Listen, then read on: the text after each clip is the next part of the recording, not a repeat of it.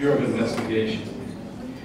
Judge Webster has received numerous awards himself, including the Presidential Medal of Freedom, the American Bar Association Medal, its highest award, to mention only two in a long list.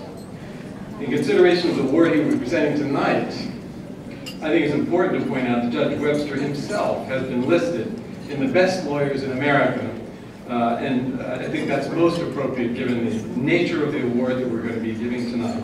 So Judge Webster, if you could come forward and make an introduction.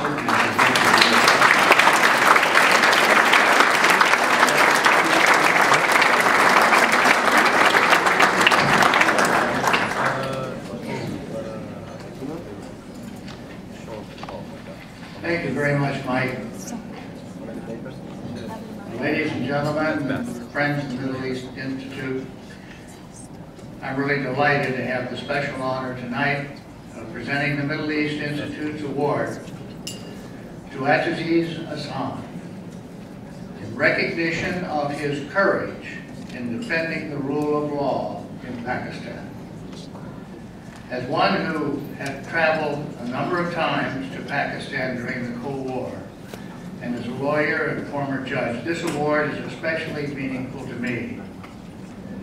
So is our recognition of Mr. Ahsan's struggles and determination against all odds to protect the basic freedoms that we all cherish here. I'm sure you all remember reading the news reports about Aitzaz Ahsan. Last spring, Aitzaz led thousands of lawyers and pro-democracy activists across Pakistan to demonstrate against then-President Musharraf's dismissal of the Supreme Court Chief Justice and later the entire Supreme Court.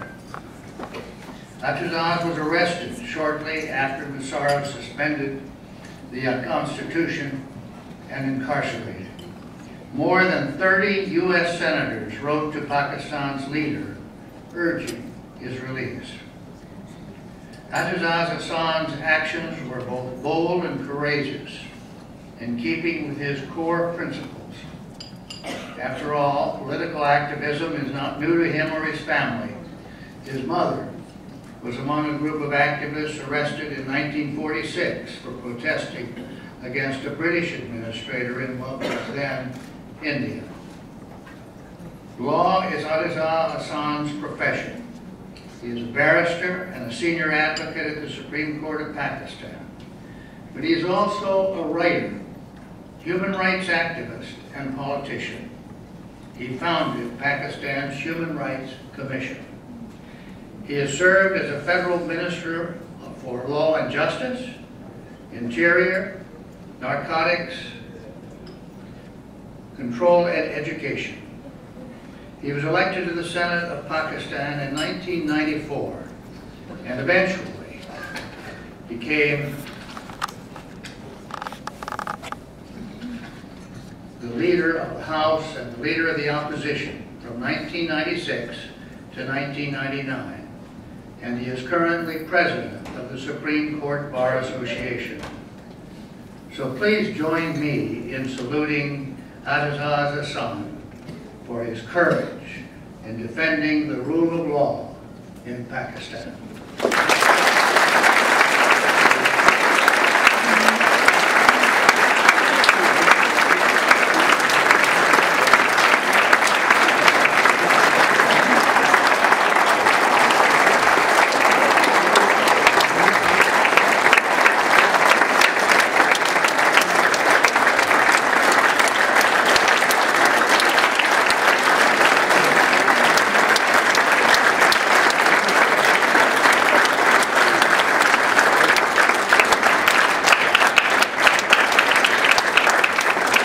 For this great honor you've done me. I quite understand why Wendy has not been able to come to the rostrum.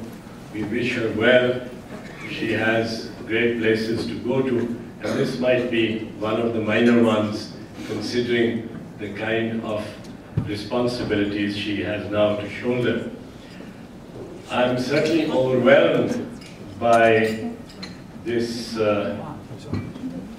award and the gathering, the distinguished gathering that I have before me. If you look at the program, it had timings for speeches for everybody, but none for mine. So you're in for a long one here. But I'll just say thank you very much, and thank you on behalf of not just myself, but the black courts of Pakistan. We've struggled through scorching midsummer sun, through cold, wintry, below freezing nights on the streets of Pakistan. We've faced the baton and the bullet. We've faced the gas and the guns, but we have marched on. Recall Lithuania in 1987. The Soviet tanks moved in and the Lithuanians just sang their songs.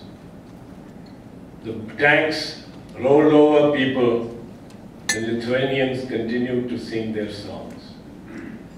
The tanks moved in onto the squares, into the streets, into the marketplaces, and the Lithuanians just continued to sing their songs.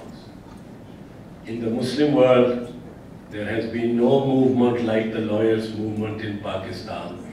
A peaceful, non-violent, hugely popular, progressive, modernist, tolerant, and above all, a plural movement seeking the restoration of the independent and fearless judges of the country who were removed by a dictator and who, unfortunately, an elected parliament refuses to restore.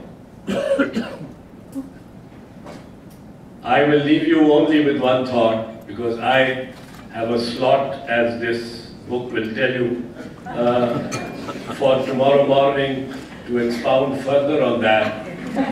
But in an environment where change is being spelt, the only word in the Oxford Dictionary that is being spelt in caps altogether.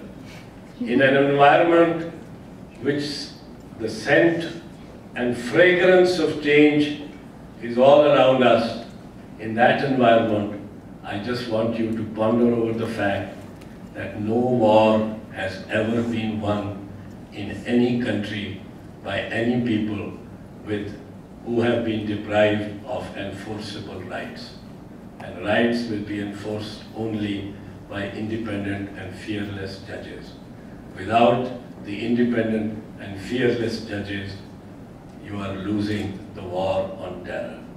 And I hope and pray to God that this air and environment of change does bring about a profound and complete change from the policies that we have pursued in Pakistan, in Afghanistan, in that region where a war is being fought, but the affection and the support of the people is being lost. We want to win the war, but without the support of the people, we cannot win the war.